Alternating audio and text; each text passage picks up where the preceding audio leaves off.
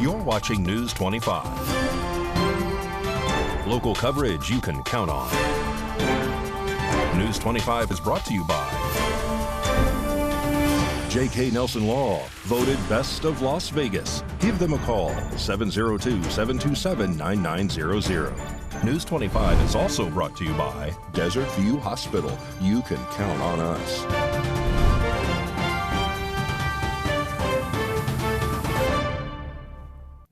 Thank you for joining us here on News 25 and East Country Radio. I'm David Preston. And I'm Roy Rossell on this Friday, October 20th.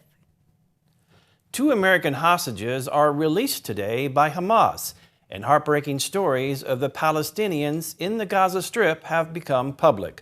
RJ Camacho has the details. The humanitarian aid the Palestinians of Gaza have been waiting for is still sitting at the border as of earlier this morning. Pictures show about 54 trucks carrying humanitarian aid waiting to cross the border to deliver said aid to the Palestinians. Palestinians who have been reported to only be able to eat 1 meal a day in order to preserve food and barely any water to drink. While the aid offers food and water, fuel is unclear to be a part of the itinerary, which the Gaza hospitals desperately need to power their generators, especially after Gaza's sole power plant was devastated in an Israeli airstrike that occurred earlier in the war. Meanwhile, stories have come out from the civilians who are struggling in the ongoing and brutal war. Azmi Kashawi is a 59-year-old U.S.-educated researcher at the International Crisis Group. Him, his wife, 2 sons, 2 daughters, and grandchildren are currently trying to survive the ongoing war. However, they have been reported to be scraping by, and their sense of desperation is growing, according to reports from the Associated Press. The family has been unable to shower in days since the Gaza Strip has been cut off from water and fuel supplies. Workers from a United Nations school are able to hand out water in jerry cans to the needy, but it's been stated to be rather salty water. It was reported that there are sometimes too many airstrikes to attempt scavenging for food. With his family's stocks dwindling, all he can hope is to get bread when he can. On October 19th, the line for only 1 loaf of bread was quoted to be chaotic and took 5 hours, with several bakeries having been bombed during the war and others closed due to the lack of water and power. Trying to get food is a rather daunting and exhausting task for those struggling in the Gaza Strip. The family ends up having to eat stale bread and powdered milk. Even though Kashawi has the money to buy food for his grandchildren, there's hardly anything to actually get. Azmi Kashawi stated that, "It's not the time to be picky.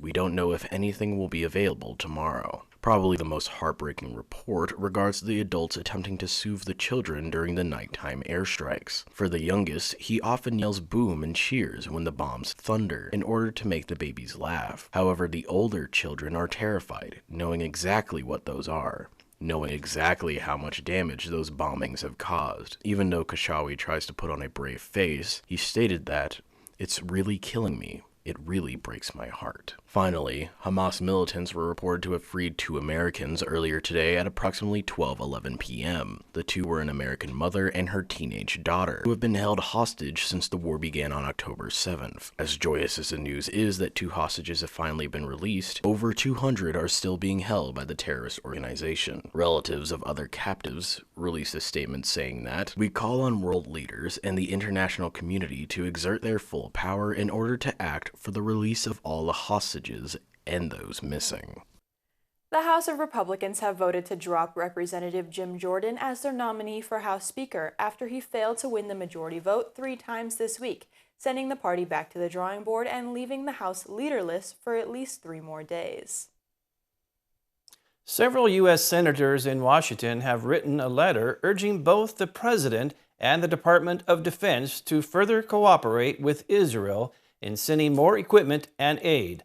RJ Camacho has the details. On October 19th, Senator Jackie Rosen joined her colleagues to write a letter to President Biden, urging him to quickly act in order to ensure that Israel has the munitions they need, which includes Iron Dome interceptors, to defend against Hamas attacks. The senators also called for the Department of Defense to assess its stockpiles of munitions, stand ready to coordinate ammunition transfers to Israel, and to submit Congress requests for any necessary supplemental assistance packages. The senators wrote wrote that, as Israel braces for a longer conflict, one that could expand to additional fronts, we urge that the administration continue to cooperate with Israel on its military, intelligence, and humanitarian needs. Thus far, Israel has requested munitions and Iron Dome interceptors. It may soon need additional types of munitions, personal protective equipment, assistance to rebuild communities, and/or intelligence regarding Iranian cooperation with Hamas and its regional proxies. We have more stories after the break.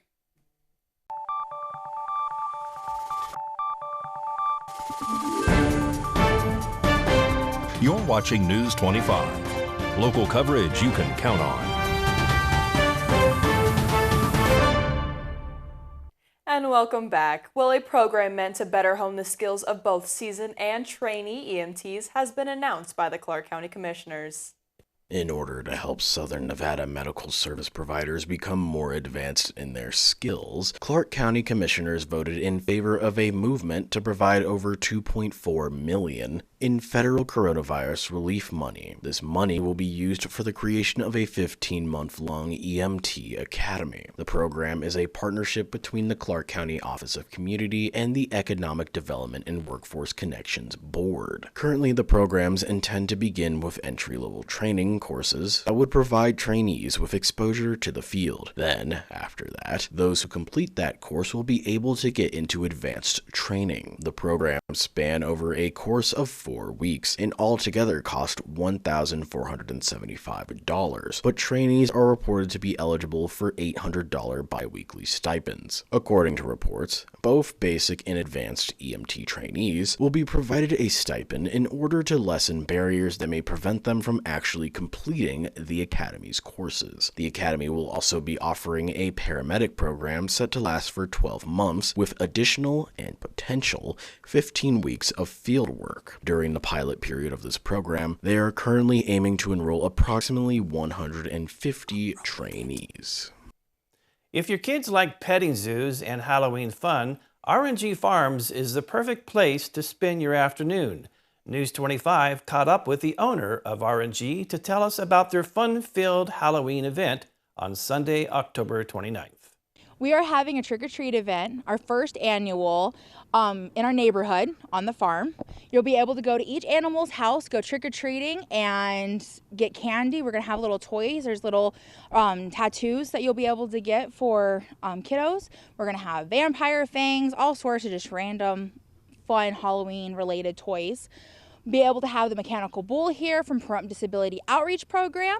That is $1 donation to Pahrump Disability Outreach Program. But the mechanical bull, you can ride as many times as long as you pay for it. You are as many rides as you want. We're going to have a few raffles that we're going to be able to put towards, the donations are going towards the animals' feed for next month. We're going to have a couple organizations here handing out candy as well, one of which that we're really excited about is Thunderbird Conservation. They do have a lot of amazing things they do for animals, and they have educational classes and farm camps. They work with a couple organizations in Vegas for animal rescue. They currently have a lot of pigs for rehoming. If you know anyone who needs a pig, definitely contact them. But they'll be here with some information on them. We'll have a couple other people as well. Some are still up in the air, so I don't want to throw out a whole lot and then have people's hopes up to see people, and then unfortunately it doesn't work out sometimes. It's a free event. The only thing that would be charged is just the bull, and then if you want to participate in any of the raffles, we are going to have a raffle for $100 off of an RNG service, which would be $100 off of a on-site birthday party or off of riding lessons. The riding lessons are a $50 value, so you'll be able to get 2 riding lessons as long as you are under 180 pounds. We do have a bunch of geriatric horses, so we do have our weight limit just for their benefit. So you can also contact us on Facebook at facebook.com/RNG Farms. You can also give me a call or a text at any time, 702-427-8096. If I do not answer my phone, feel free to leave a message, but you'll get a much better response by texting me. The event is October 29th, Sunday, October 29th, from 2 to 4 p.m. It is free admission. It's just the $1 donation to Pahrump Disability Outreach Program for their bull riding, mechanical bull riding, and we have a couple raffles that will be anywhere from 50 cents to $1 donation to RNG Farms. Come out, have fun. We're hoping to make this an annual event. We're so excited to try this out, and hopefully we'll see you there. Now this weekend, the American Red Cross will be installing free smoke detectors and giving out safety information in Summerlin. RJ Camacho has the details. Tomorrow, on Saturday, October 21st, volunteers with the American Red Cross will be visiting 75 homes in the city of Summerlin's senior adult community in order to install free smoke detectors and hand out fire safety information. The need for smoke alarms in the community has become rather significant, with an average of 2,500 people per year dying in the United States to home fires. Most homes tend to lack the necessary smoke alarms, which would cut the risk of dying in a home fire by half. According to the Red Cross, this year alone, volunteers installed over 1,600 free smoke alarms for residents across the nation. Should you want to request a smoke alarm installation, you can visit soundthealarm.org/Nevada or call 702-791-3311. Or, if you would like to volunteer and help the cause, you can visit redcross.org/volunteer or call their local office at 702-791-3311. We will be back on the other side of this break with your positive Pahrump.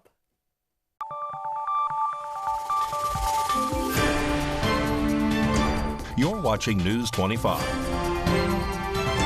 Local coverage you can count on. News 25 is brought to you by Mountain West Lawyers, Injury Attorneys, 727-9500.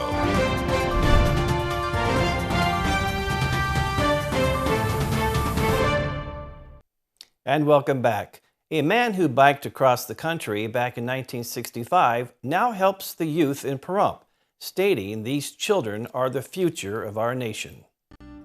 Are you someone who is, has been, or knows someone who is being abused?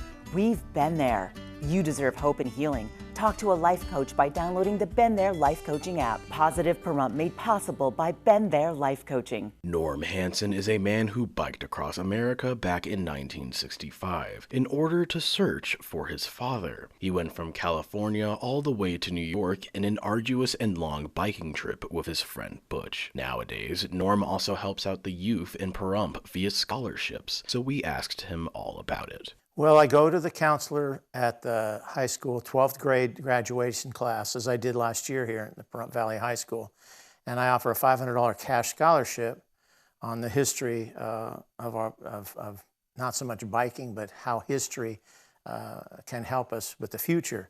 And the kids write, and then the counselors select the winner, and I give a $500 cash scholarship to the winner, and they take a picture of the winner with the bike that's sitting over there. And the kids really enjoy it. And then I talk to the class at the graduation. I won't go to any other schools. I want to focus on Pahrump Valley High School because I was surprised the number of kids were in graduation. It was like over 300. And it's a big school, a big, beautiful rural community.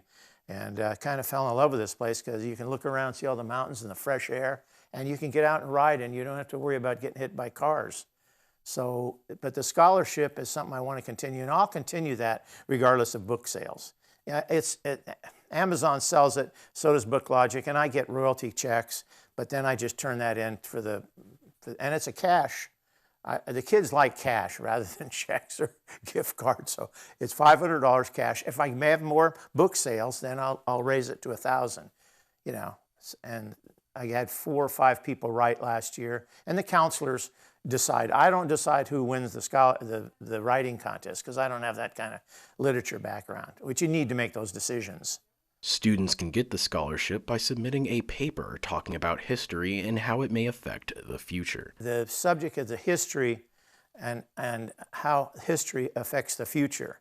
And so this was a historic event, and the bike technology has changed so much in the last 60 years.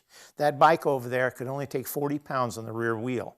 Otherwise, the spokes would break. Today, and I had several flats. Well, both of us had flats. Today, there are people riding on what's called gravel bikes. They get no flats. They can carry a lot of gear, And so it's really a history, and not so much biking about, but it's about how things change for the better.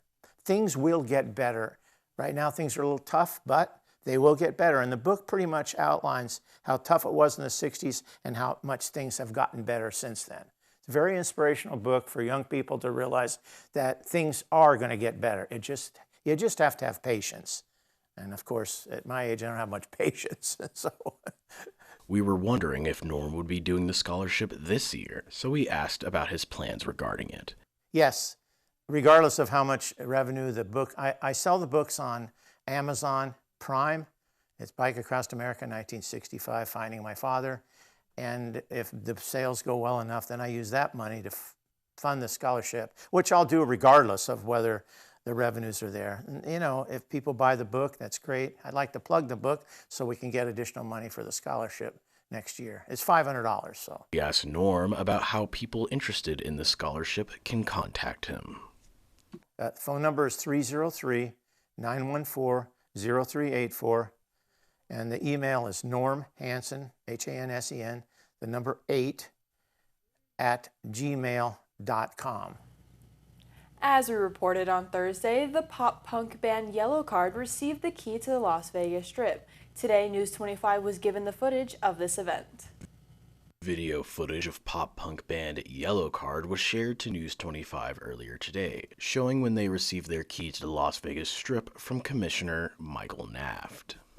Presenting the key to the fabulous Las Vegas Strip to Yellowcard.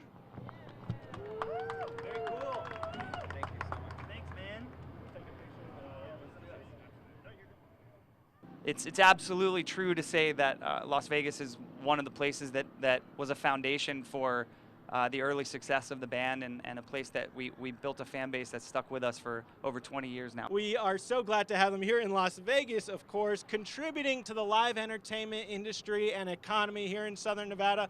A $500 million industry here, $519 million contributed to our economy locally, thanks to live entertainment.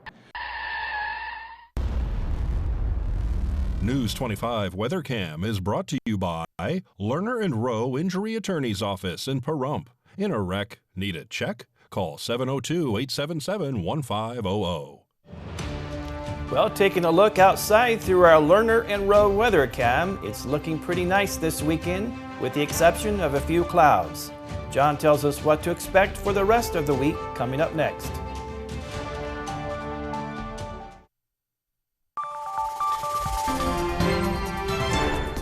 News 25 Weather is brought to you by Dairy Council of Nevada. Undeniably delicious, undeniably dairy. Enjoy what's real.